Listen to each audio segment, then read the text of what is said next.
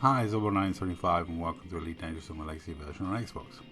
Now, recently I've been asked by a lot of people what the best way to make money in this game is, what the best way to get materials in this game is.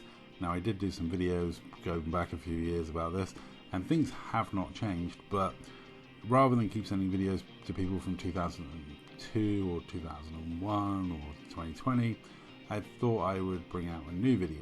And basically what I'm going to cover in this video is quite simply the best money making method, which is still wing mining missions. You go to certain systems. Melange is one of the good ones. Eternatus I'm in at the moment, it's a good one. You get allied with everyone, you wait. When it's in expansion, you go there and you'll get loads of wing mining missions for materials that you can buy, like silver, gold, bertrandite, indite, gallite, etc. And you complete those missions off by buying the stuff. Now, you can use a fleet carrier, load it all up and ferry it over in a fleet carrier and park near the station. That's a good idea, because then you're only risking going from the station to your carrier, etc. That's probably the most efficient way to do it if you haven't got a fleet carrier, which a lot of people who are desperately money making probably won't have. Is the fact that places like Melange and Eternatus have good systems that let you buy these materials only one jump away. Obviously there are other systems where you get 50mm wing missions, and like I say, it's just a case of befriending all of the factions and getting allied with everyone and waiting for those systems to hit expansion.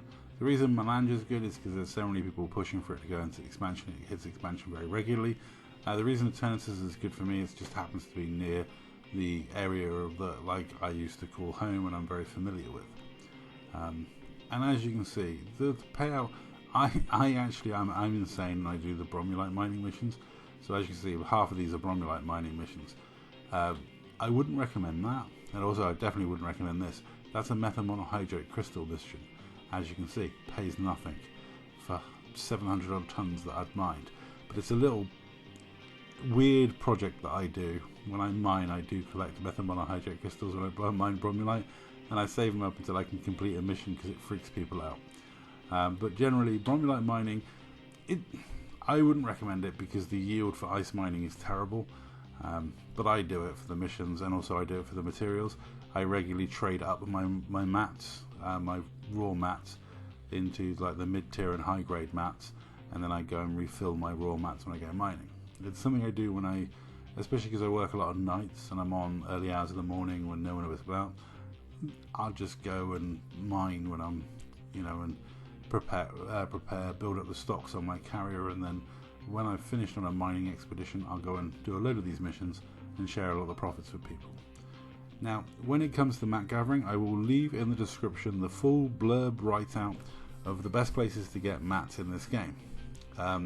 This is something I've done in the past. It's just I do it every so often, so it's easy to find. But basically, it's all the material sites, the crystal shard sites, what high grades, what systems the certain high grades spawn in. Then you've got certain mat gathering points like Jamesons Cobra for data mats, and the Crash Anaconda, which is a good place for raw mats. Effectively, the way I would look at doing high grades is there's certain high grades like pharmaceutical isolators which are hard to find. I would pick on some easy to find high grades like Imperial Shielding and trade across. Similarly with raw mats, there are some raw mats that are harder to find than others, but if you go out to Crystal Shard site, fill up all your raws that you can do, you can usually trade around for the ones you can't get easily. It is horrible because the exchange rate of 6 to 1 on high grade stuff, and the exchange rates across the board when it comes to mat trading are terrible. But trust me, trying to find pharmaceutical isolators is also a nightmare. So certain materials I feel you have to trade for, and it is going to cost you. But similarly, you can quite often, if you get someone stacking up these missions are good for a lot of materials, and the thing to do with those is like use those as your trade around ones. When you know someone's going to be doing the a load of wing missions, go trade all you can, especially the focus crystals, and then you'll get those refilled very happily from someone doing a load of these wing missions. Now the ideal with these wing missions is you get 4 of you all do 20 and then you share the 20 between you. You know, if they're all ones that pay 45 to 50 million, that's a lot of credits when everyone shares them. Or you get together in a group and you just complete a load off between you. If you've got people working together, these missions aren't that painful. Most of the wing mining ones, and you must make sure you get the wing mining ones, not the industry needs. Because the wing mining ones, you only have to do like literally 1 or 2 loads to complete the mission off in a Type 9 or a cutter. If you run shieldless, you can actually probably do it in 1 run, though I would prefer to be alive at the end, and I play in open only, so I run 1,000 shields on my Type 9 just to be on the safe side. You know, this ship has survived many gank attempts over the years, and quite simply I have just over 1,000 shields. And when I'm attacked, I pour 4 pips into systems, 2 into engines, and I immediately highway to another system. And yeah, that's simply how you escape. This ship can survive a good mauling by 1 or 2 ships. You know, I've tested it against full wings, and it can survive against a full wing. I also have B-rated thrusters, so if they try and take my thrusters out, they last a bit longer. I also have a fast boot FSD in case they have grum bombs. You know, these things are what keeps you alive in Elite Dangerous when you play an open like me. It's not for everyone, but you know, if you want to cheese the missions and complete them quickly, if you park your carrier very close and you use a carrier and you run shieldless, you can do these missions a lot quicker than I would do. But you know, I leave how you play up to you. Me personally, if I'm in open, I've got shields on my ship, and I think anyone who runs no shields is kind of crazy. The other thing to do is when you get these missions, make sure you read them, because it will tell you if their enemies will be sent after you or not. So if you see enemies will be sent after you, you don't have to select that mission. You can just pick another one to get to your 20. The reason you might want to avoid them is those anacondas can be a pain, especially if you're in a shieldless ship. I mean, they're a pain for me in my Type 9. I basically get the police to come and help me. I do run crimes when I'm running missions specifically for that reason, but I might not want to deal with the constant interdictions, so sometimes just don't pick those missions is the quickest way.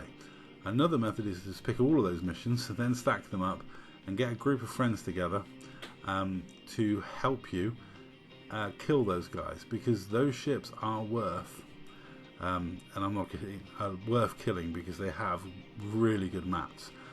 So again, another mat collection technique is kill the Type 9s that come after you because they have good grade 4s on them.